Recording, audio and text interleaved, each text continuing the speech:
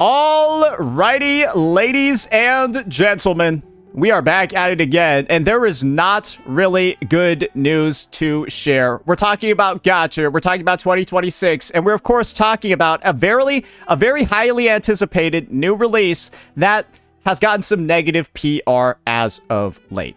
And let me just make what my position over here is in this video. Let me just make it very clear. I'm giving my take. I'm being objective, and of course, I'm doing the one thing that I'm always saying other people are doing. Sorry. I'm not doing the one thing that I'm always saying other people are doing, and that is grifting. There is a possibility over here, right? Due to the things that I share, the opinions that I have, that maybe some of like the sponsorship deals, right? That I potentially was pursuing right now, maybe they don't fall through. But this is the thing. I think that this issue, especially when it pertains to something as important as a gacha system, pity carry forward, 50-50, all of that, I think this is a really important issue to talk about. Because this is something that could, well, kill this game in the cradle. But the devs have recognized it as well, and they've made a response. So let's talk about it. So there's been a lot of talk about Silver Palace's gacha system, and the fact that it is following Enfield's example. Many of us consider Arknights Endfield to have one of, if not the worst gacha system in the space, where its systems with no pity carry forward, stuff like that, feel like they're archaic from back in the day. And somebody's actually made a bit of a breakdown over here of some of the specifics behind that system. And if you're familiar with AKE, you'll probably see a lot of the highlights. Limited character is guaranteed at 120, and there's no guarantee after you lose the 50-50. This essentially means, right, you get one 5-star unit at 80 pulls, and you could just lose. And you could lose repeatedly until you get to 120. And the idea over here is that at 120, that pity, it's not going to carry forward in between the banners. That's essentially the exact same way that AKEs actually functions. If you don't have 120 pulls ready to go by the time that a banner drops, you theoretically could just lose all of them and get no limited character. And that's just how it works. The end result is that you're FOMO driven to access the shop, get the rest of the pulls that you need, because otherwise all the pulls that you've invested already, they're completely useless. And that's a system that, as you can see, has gotten a visceral response in the community. Yes, despite the misinformation that so many content creators shared across AKE's release, people hate this system. People hate how this operates. People think it's like a gacha from the dark ages. And all you really need to do, right, is take a look at the actual numbers themselves to identify just how much hate there actually is. Is this the type of gacha system that we want to emulate? I'm just being honest with you. Are we taking notes from this? Scribbling down ways that we can improve our game, that we can get growth, that we can get viewers. You want to tell you what's happened to the viewership of this game, the engagement of this game, blah, blah, blah. Social media, empty Anime Expo booths, nobody there. This game's viewership has been getting Thanos snapped on repeat since it fucking released, bro. Minus 50, minus 50, minus 14. And then on this month, bro, it got Thanos snapped twice. Then you had Endgame. You brought half the people back, but then they got snapped again. You somehow have an average of 500 viewers when your game used to have 100,000 because you sponsored so many people. Then people see what the game looks like, and then of course they can't get past the fact that this is one of the most predatory gacha systems the space has ever seen, and everybody fucking hates it. Everybody except a couple of CCs. And this is where the conversation is just going to get so murky, because you'll have the biggest grifters in the space who are likely going to reiterate, depending on how much they've been paid, the same exact dialogue and bullshit they were trying to say before about AKE's gacha system. We got Mr. Pokey over here with a tweet right before AKE's release, glazing the gacha system, defending it tooth and nail, and saying the players are the ones that are simply wrong and misinformed. Pity carry forward itself actually changes nothing. Yep, you're right. A system that protects up to 119 of your polls from going away into thin air, that means nothing. I agree. I don't. It's just a psychological hook to get you thinking building pity is beneficial. Hey guys, a safety net is just a psychological hook. A safety net. when you statistically will still take the exact same number of pulls. Guys, this is like saying, don't use a car seat, just don't crash. Guys, don't use a car seat. Don't use a seatbelt. Just don't crash. You'll be fine. You just need to ration your premium currency income between banners. But we all know self-control and gacha gamblers don't mix. Guys, this shit is just absurd. And this is the type of stuff CCs have been saying about gacha systems like this in 2026. That is what is surrounding this game's release, and that is why these games have the leeway to do stuff like this. Because they're paying people off to get away with it.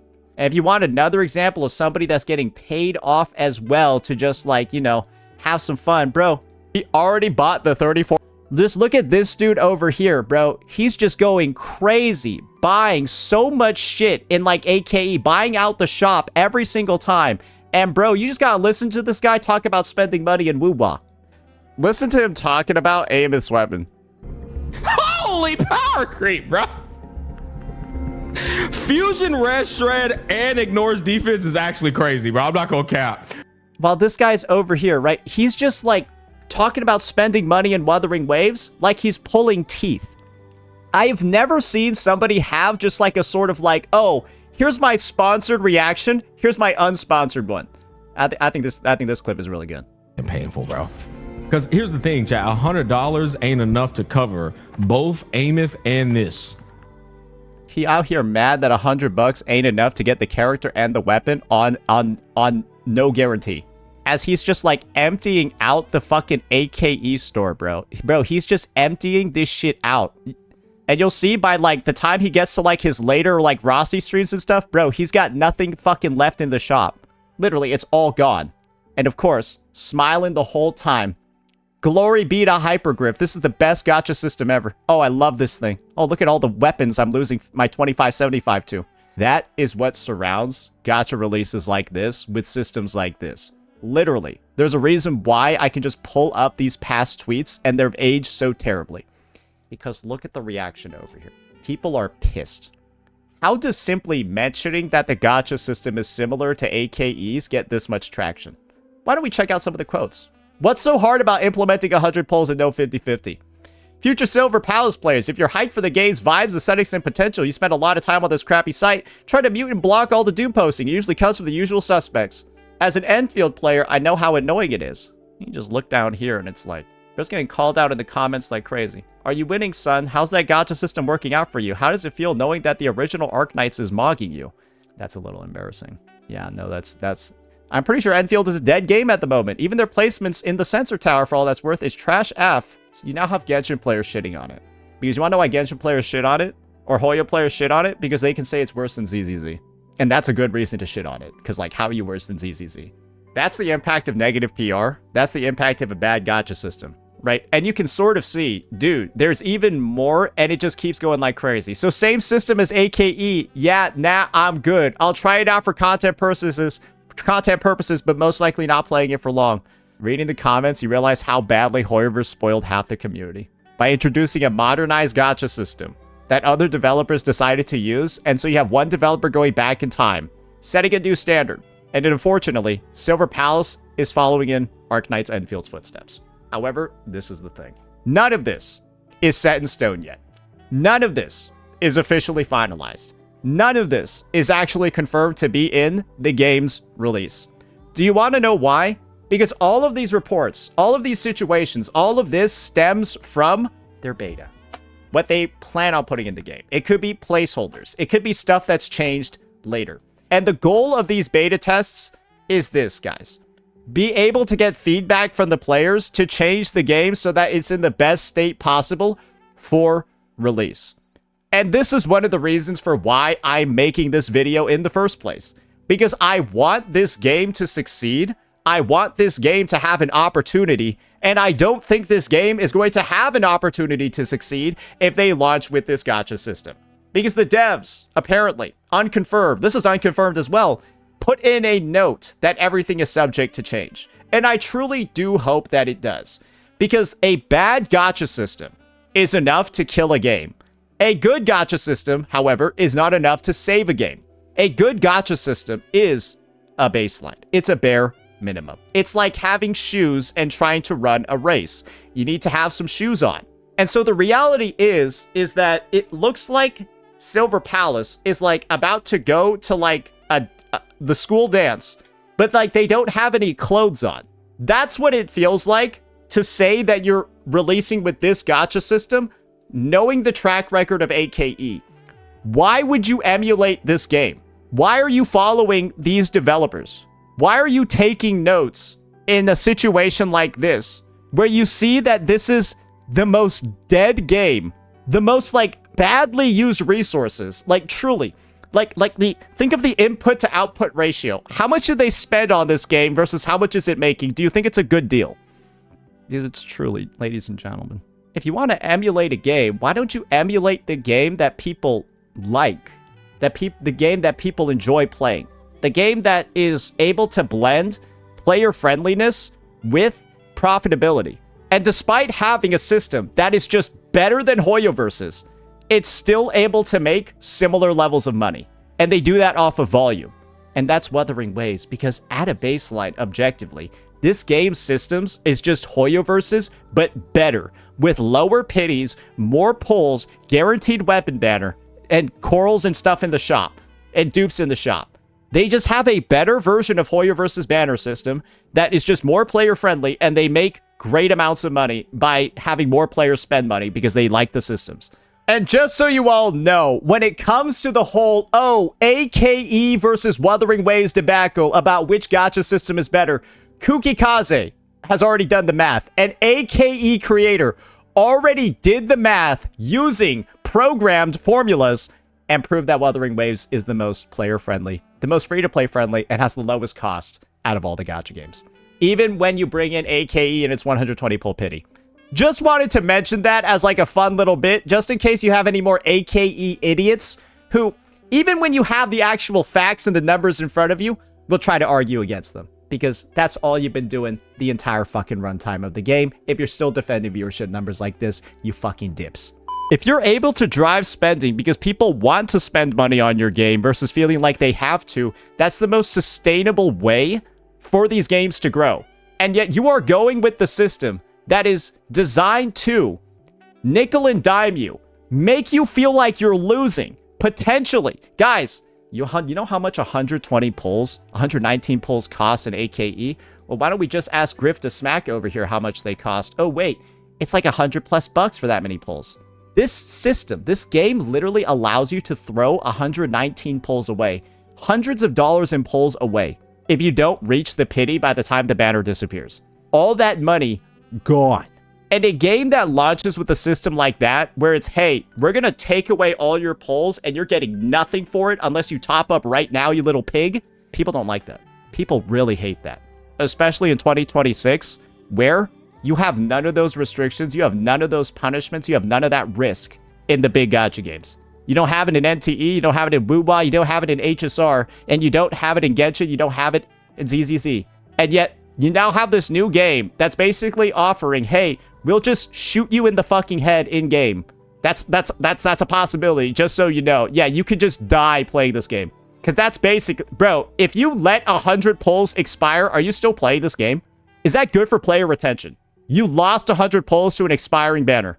You're quitting the neck. You're quitting immediately. It's just player unfriendly. Stress, FOMO, unfun. And there's a reason why the reaction is this visceral. Because we've seen how bad it is.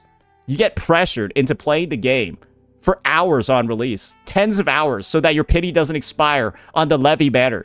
And then you feel like your time's all wasted because the game's actually bad as well. And it felt like you were just playing for the gacha system instead of the actual game. And then once you got the character, wow, this game's bad. And guess what? Even if Silver Palace is good, it's going to be so dragged down by the gacha system that it's going to be hard for people to be proud of like playing the game, want to like share with people and stuff like that. Because it's just going to be like, oh, it's just going to become the next AKE. Because if you emulate, copy, take inspiration from a game that looks like this. Refresh, please. Hey, maybe it's higher.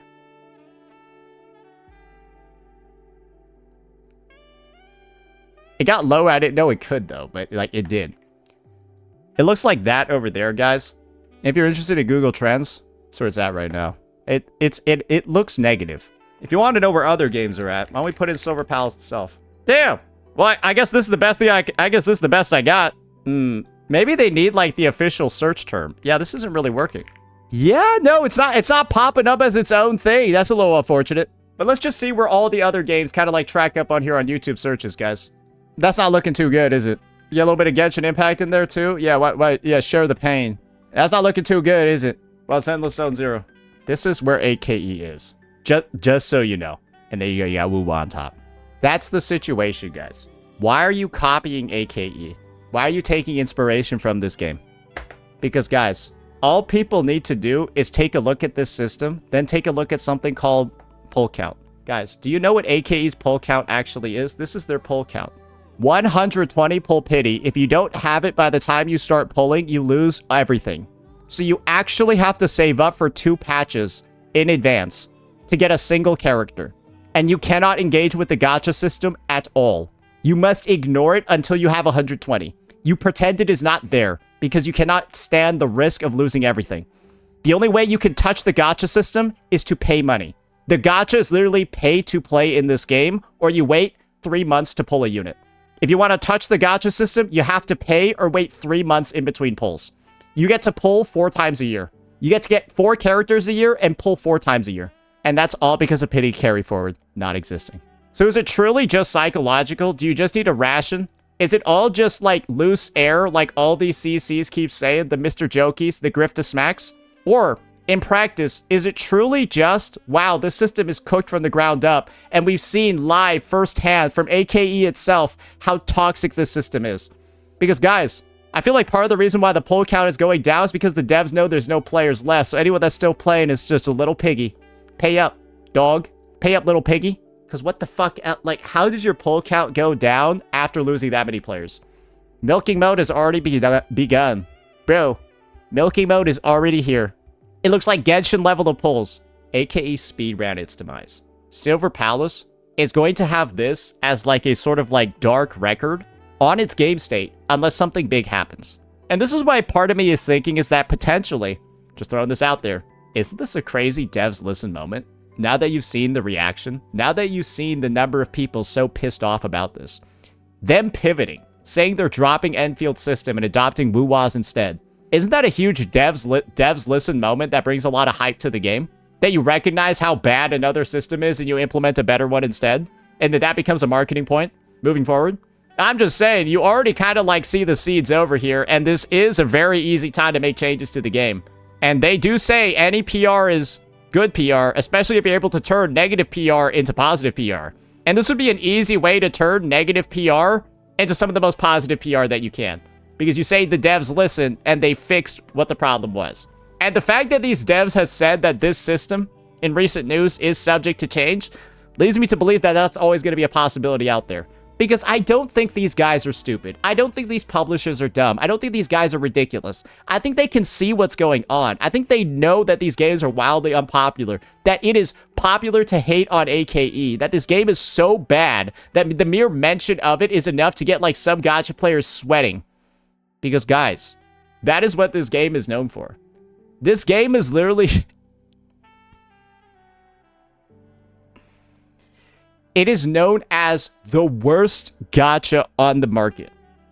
The worst game on the market that is only currently existing, thriving off of Hypergriff's previous reputation and the Arknights IP. And if this game didn't have the Arknights IP, bro, it would have died 3 months ago. And I think the issue truly is this kind of like negative PR, unless it's utilized soon, I don't really see it helping out the game very much. Because I hope they come out with the response soon, right? They come out with the devs listen soon. Because right now, it's just a bunch of people shitting on the game. And that's one of the reasons for why I made this video. Because I wanted to wait until the actual public beta. I wanted to wait and see what their final thing is supposed to be. I wanted to wait, right, until I got to see their first actual official pass. But with the amount of discourse surrounding how awful this is for the space right now, guys, I just want this game to succeed. And if some tough love is what's necessary, I'm going to call it out. And that results in me being a public enemy for the game. It is what it is. Because, guys, I don't care if Arknights Endfield players hate me, because I told the truth about their game and the devs didn't listen.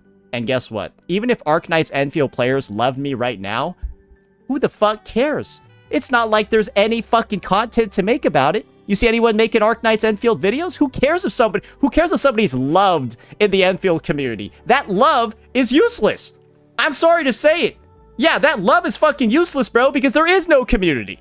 So I'd rather there be a game, and I take some hits, I take some negative PR, and there's still a game afterwards that I can cover. Endfield, as you can clearly see, when you take the Mr. Jokey approach, when you take the I'm paid off and I'm grifting approach, so I'll just say some crazy shit about the game that's so unbelievably false, it's insane, and then they have no game.